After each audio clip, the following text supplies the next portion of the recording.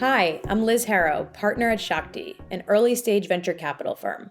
Welcome to Shakti Pulse, where we bring insights from industry titans for the benefit of startup founders. In today's episode, we speak with Marc Viale about marketing in this new economic cycle. Marc was most recently the founding chief marketing officer at TheRealReal through its IPO and is a veteran marketing executive for over 3 decades in Silicon Valley. Marc is also an LP in our fund. Marc, thank you for joining us today. Why don't you tell us about yourself and your background? Yeah, well, I've been in the marketing industry for probably close to 30 years, believe it or not. Started back in the early 90s. And I think the climax of my career happened with the RealReal. And so, in 2012, I found out about the RealReal through a CEO of a previous company I was working with, introduced me to Julie, and it was just, we just clicked right from there. And from literally a garage setting in Sausalito all the way up to, going to the NASDAQ for an IPO, it was sort of an amazing experience. And Marc, can you tell us what being a Titan means to you? And also, how have you engaged with the portfolio founders at Shakti? Yeah. Yeah. So it's Cable's sort of, he's always giving me lots of praise in terms of marketing. And I think it's mutual with Cable and I. I think he's great on the product side. And, it's been really, what I like about Shakti is it gives people opportunity to sort of collaborate and sort of share knowledge and information. And Liz and you set up these great calls that I had with 6 of the founders in the portfolio. And it was just a great learning experience, not just, for both, for me and for them, just to use my experience to, go through some of the pain points they may be going through. And also learning about some of the pivots that they've done to move their business in this crazy climate we're in today. I got to say, really good conversations across the board, but a couple stood out. Queenly, just amazing business. And it's, the piece that was sort of amazing to me was that it's all app. And so, but they do have the website to get the SEO. And so that's been working really well for them. And then with Queenly, it's just like, I sort of was going back, they're doing a great job on their business, of course. But, I was thinking of just talking to them. I was thinking of some of the similarities because they are actually bringing boutiques on board to sell wedding dresses, prom dresses. And I'm like, you guys have such a big opportunity to fill the void that Farfetch left with boutiques. Farfetch was this marketplace for local boutiques across the world to sell their wares. And I'm like, you guys can actually pivot to that. And the nice thing about Queenly, it's not like this name that sort of puts them just into prom dresses. They can actually expand. And so we talked a little bit about that and along with their SEO. And then I got to tell you, the one call that I was like, oh boy, this isn't going to go well, was with Sparrow Fi, right? Or is that the name of it? With Harrison? Yes, Sparrow. Yes. And I was like, oh God, they're just going to do student loans. This is going to be a big consumer play. And like, they're going to have to spend a lot of money for awareness and trust, And then I was really thankful to hear from Harrison. They made a pivot and they're actually going to the institutions and becoming a B2B play and like, sort of giving them the marketing tools to go after loans and also insights. And it was just a really good, it was a great learning experience that he was able to pivot the business. And so that's what I liked about Shakti's, because it's not just about the transaction of getting funding. I think there's a lot of information sharing going on. Great. Well, thank you, Marc, for spending time with our portfolio founders. It's incredibly valuable to them, especially at an early stage. And you had mentioned earlier that you had spent considerable time at TheRealReal, really being there from the ground up and building their growth strategy and marketing strategy. And part of that is building teams and hiring at a very early stage, which is challenging. What are some of the best practices in your experience of building and managing marketing teams at growing startups? Yeah, and I think this is true across the board, not just in marketing. Um, with a startup, I think there's often a tendency to say, "Oh, we need that person from Amazon, or that person from eBay, or uh, Facebook." And I think that happens with a lot of startups. You're like, "Oh, we need their insights," but I think a lot of times people learn that those big players are not so involved in the details that the folks at Queenly are involved in, or like Harrison, so they are more like, they're more in tune with what's going on with SEO. They know how to not just write a request to get SEO. They know how to do it. And so I think that's, you need a culture where you can't just bring in inexperienced people, but you want to bring in people that have done the startup thing before.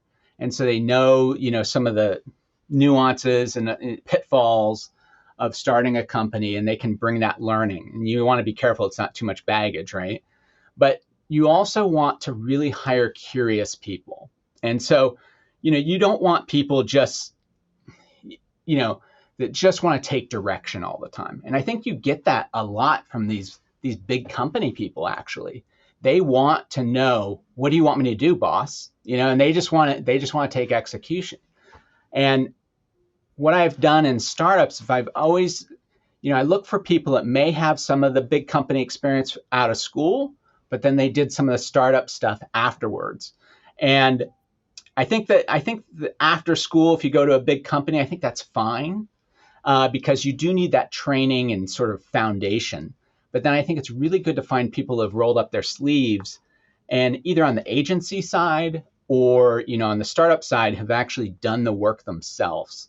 And so you really want to like give them the vision, give them the strategy, and help them, come up, have them actually help you with the tactics, and here's your goals. And so you need to empower your folks. I've seen it too many times where companies are just like, they're just waiting for the boss to move.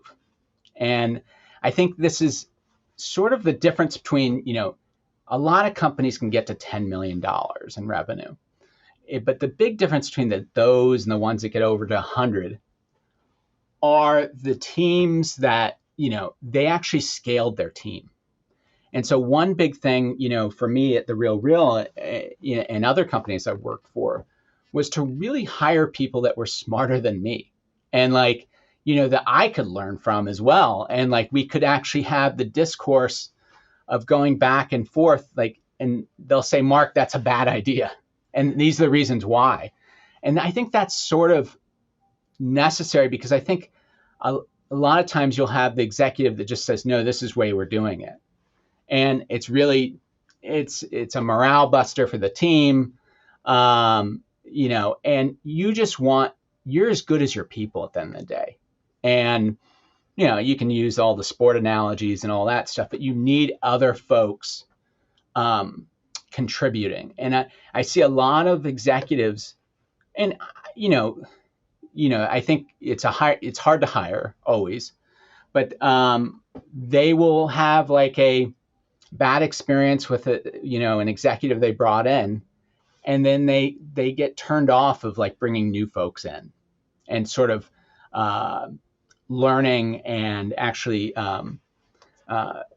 scaling the brand. And so I think you have to be, as a CEO, as a CMO, you have to be able to sort of let go and let your team understand the strategy, so they stay within the ground, the playing, they're in the right, how should I say, they're playing between the yard markers, right? But and you need to align on this strategy, but they should be able to really impact the tactics.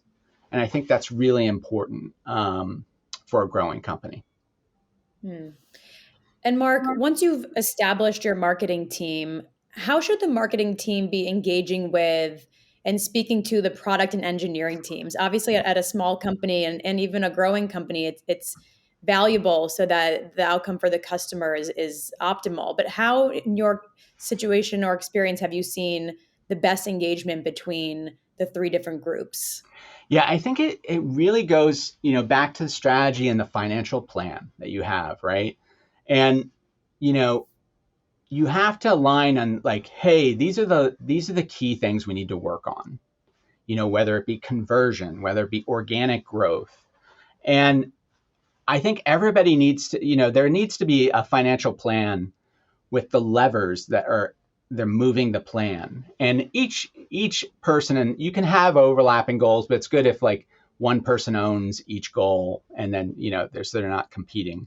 But they need to be aligned with these overarching financial plan goals. And, one example, that I've seen over and over is, it's really important that product, tech, and marketing work together.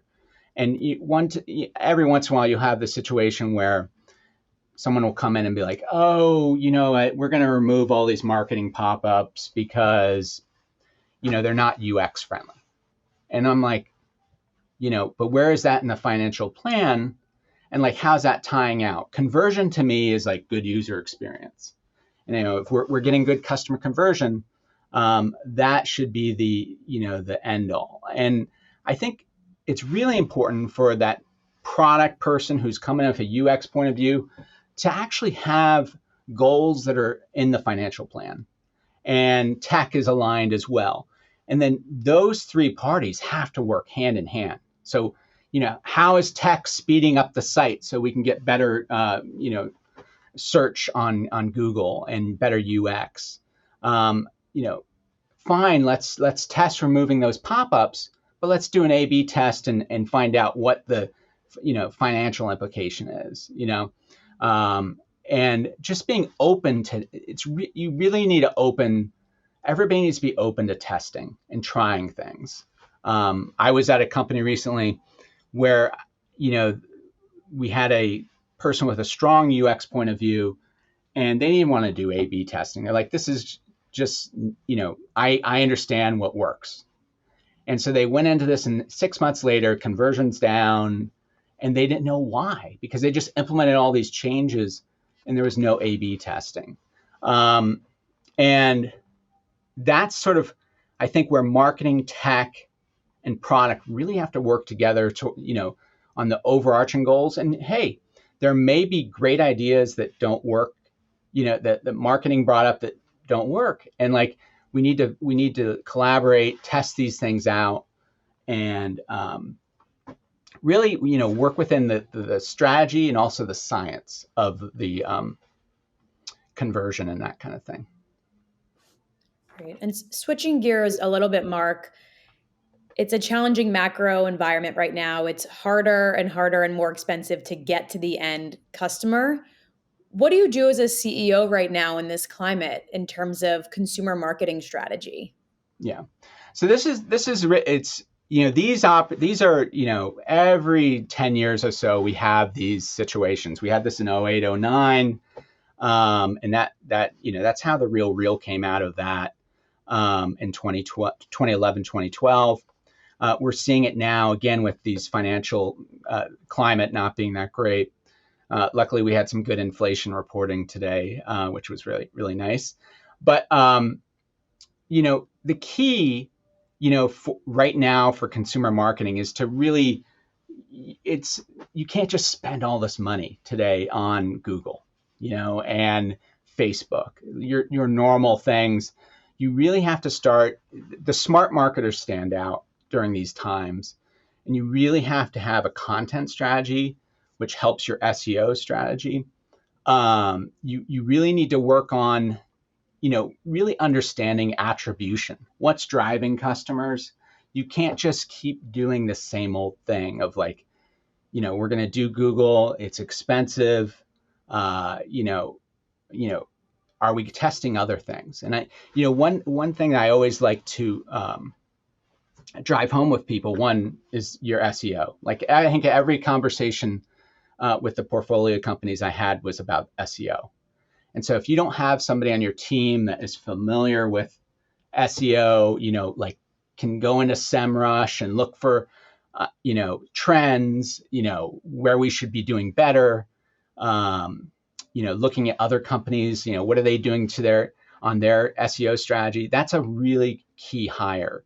And you can do a little bit of farming it out to a third party, but I really think those are good internal employees. And back to the engineering and product conversation, like you can't do SEO just from a marketing standpoint. You have to have buy-in across the company, and you have to have somebody that's going to update the tags on your site. It's going to buy into a content strategy that will work on your site. But I think it's the key here, in terms of consumer marketing, is like you really have to start looking at your existing tactics and start to, punch holes in them in terms of like, hey, the LTV is not that great on this Google Shopping.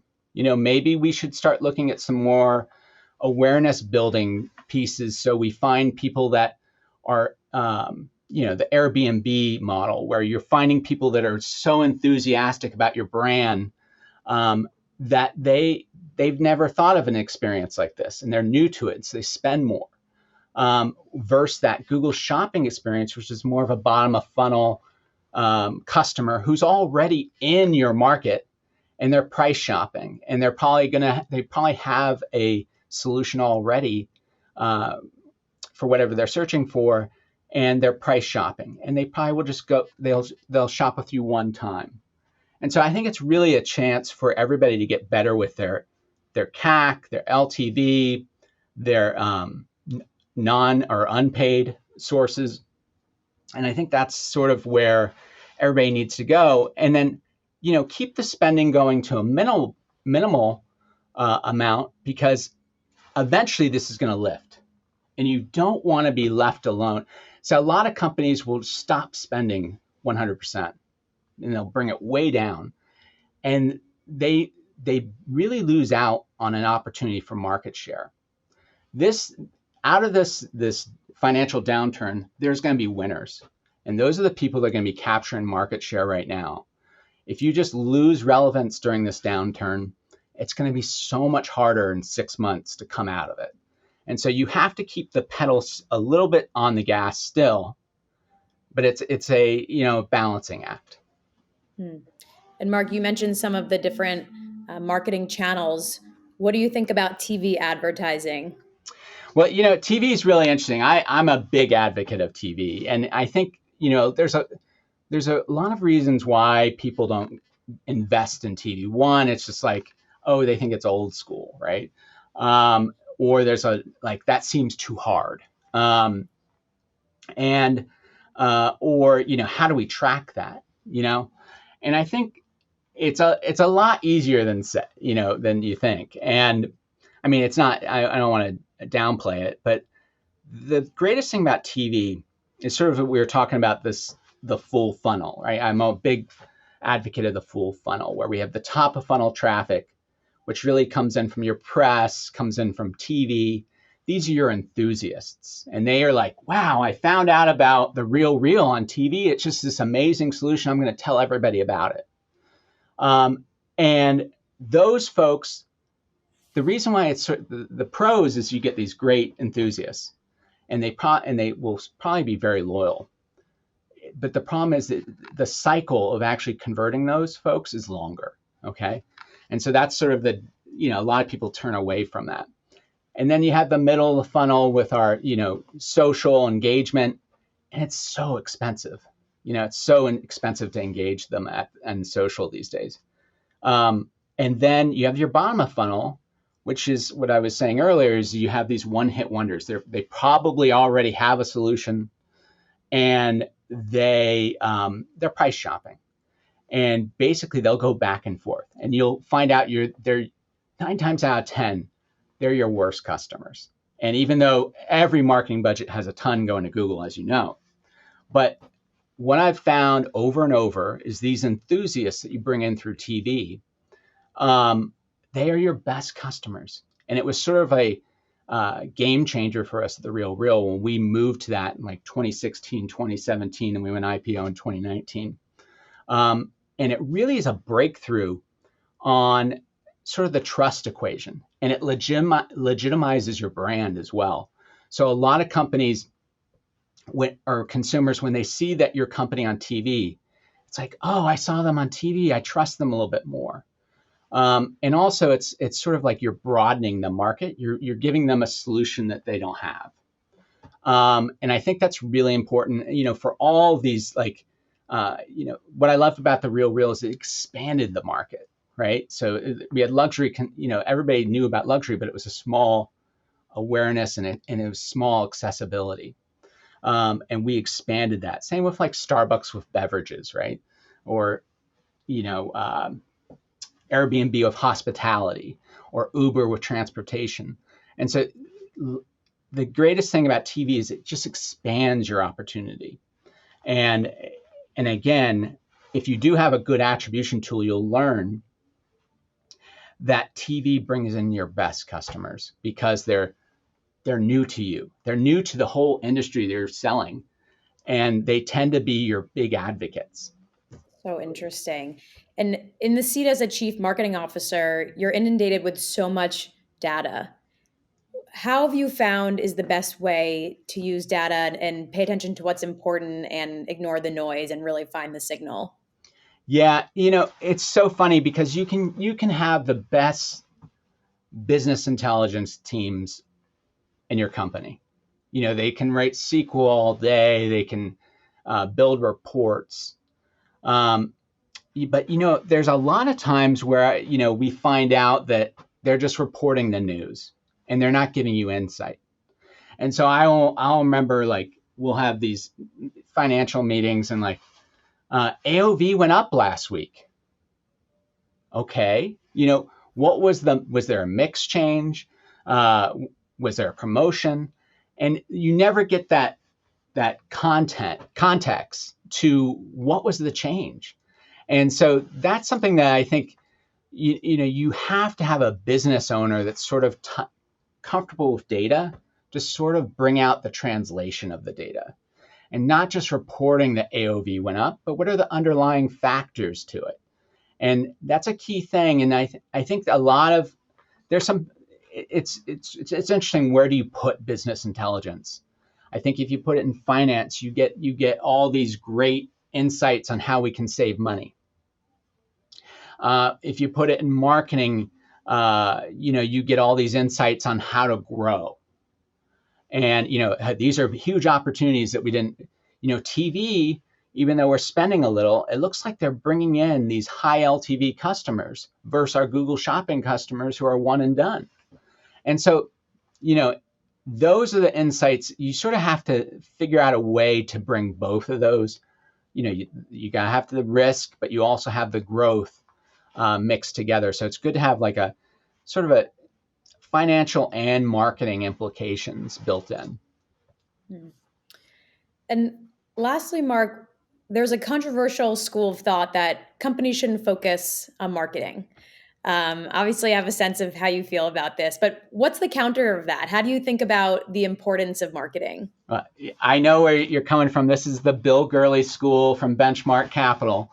And I've worked with him before at Second Life, which was the virtual goods thing way back when, and you don't know about it because they stopped spending on marketing. But I always say, what are you scared of? The thing about marketing is just not just advertising. The thing about marketing is it helps you improve your product. And, one thing with Second Life way back in the day, which was the meta of, 20 years ago, was that we found out that this didn't work with a mainstream audience, because it was just like this escape thing. And I know Meta's going through these same problems, And so it's like when you do advertising and marketing, you learn the pitfalls of your product and you can adjust. And I'll give you another Bill Gurley company, Stitch Fix. So Stitch Fix was a fad. It was great. Everybody was killing it. It was, Old Navy in a box, and it was being shipped to you. And they really rode that. They went IPO. But, I bet you they would have learned if they did a lot more marketing early on that they didn't have those hero products, those brands that made people really want to come back. So they start off with a lot of no-name brands that people didn't get excited about. And I think Rent the Runway's pivoted to learn that you need to have good brands in your deliveries to get people excited. And because it's all built into your head. These brands like Louis Vuitton, and I think they would have learned that early on if they did a lot more consumer marketing.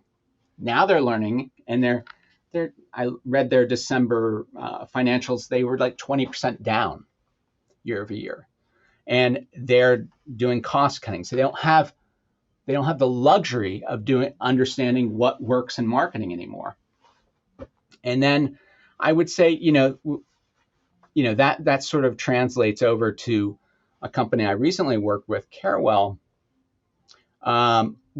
which was we were selling medical supplies and adult diapers for folks that were caregivers and taking care of their elderly parents or their wife or husband. And we found out that we went mainstream with this, and we found out that the products we were offering were commodities and you could get them anywhere. And so the problem with the retention was that they would do price shopping, go to Amazon, Walmart, or Carewell, right? And so you learn this from marketing the product. And so I think the earlier you do this, the better. Now, some products you don't have to spend a lot on marketing, because like a Facebook product, for instance, the users do all the marketing for you. But I think with consumer goods, a lot of the probiotics that you see in the wellness industry, they're like so prime for a consumer marketing strategy with TV, because you have to build trust and awareness. And that will bring in customers that will stay with you longer. And I think you can see that with Airbnb. I think they got rid of most of their Google advertising, and they're just doing brand awareness now on TV, and their ads are just amazing. If you want to look at great ads, Airbnb does a really good job. But I think a lot of times, I don't know if like the schools of thought on marketing is bad. They may have had a bad experience, but at the end of the day, if you have the right person leading your marketing team, and who's not just focused on spending money, but also improving the product and the retention, I think they go hand in hand. All right, that's great. Thank you so much, Marc, for taking the time and sharing your insights on marketing with us. And thank you for being a Shakti Titan. Oh, thank you. It was fun.